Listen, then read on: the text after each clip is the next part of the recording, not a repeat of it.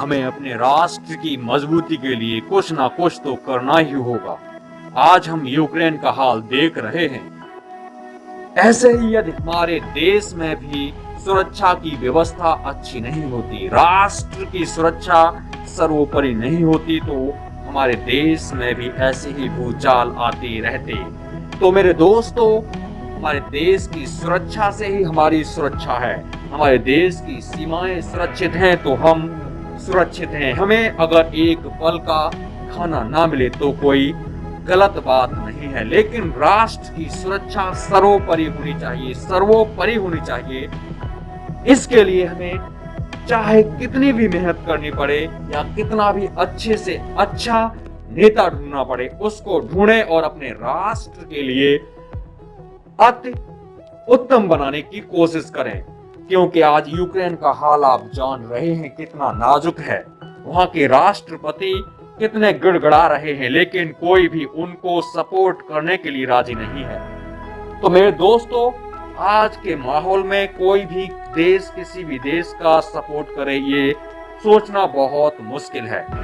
क्योंकि हमें अपने दम पर ही अपने देश की सीमाओं को हमेशा हमेशा के लिए सुरक्षित रखना है, तो हमें ही आगे आना पड़ेगा, ना कि किसी और दूसरे देश को। आज हम सुन रहे हैं कि हमारे देश को आत्मनिर्भर होना ही चाहिए, और वाकई में हमारे देश को आत्मनिर्भर बनना ही है। क्योंकि अगर हम हमेशा दूसरों पर निर्भर रहेंगे तो हमारे देश की सुरक्षा खतरे में पड़ सकती है। जैसे आज यूक्रेन के हालात बदतर होते चले जा रहे हैं। इसका कारण बस यही है कि वह दूसरे पर निर्भर है।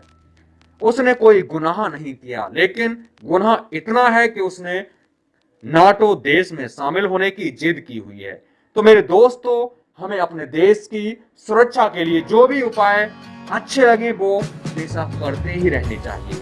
हमारे देश की सुरक्षा सर्वोपरि है। आज हमें खाने को ना मिले, हमें पहनने को ना मिले, कोई दिक्कत नहीं, उसमें कटौती करना, लेकिन राष्ट्र की जब बात आती है तो उसके लिए हमें पूरे लगन और तन और मन और धन के साथ लग ही जाना चाहिए।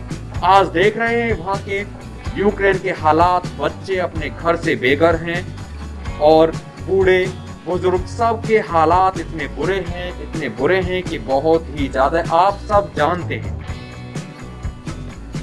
ऐसी नौबत आने से पहले ही हमें अपने देश की सुरक्षा पूर्णतः करनी ही चाहिए, जिससे हमें आगे ऐसी यूक्रेन की तरह तबाही न देखनी पड़े, अपने बच्चों को भटकाना ना पड़े, हमें खुद हथियार न उठाने पड़े।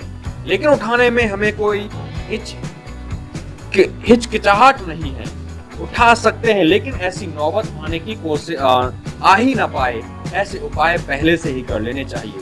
राष्ट्र के लिए जो काम हो रहा है उसमें हमें पूरी तरह से सहभागिता निभानी ही चाहिए।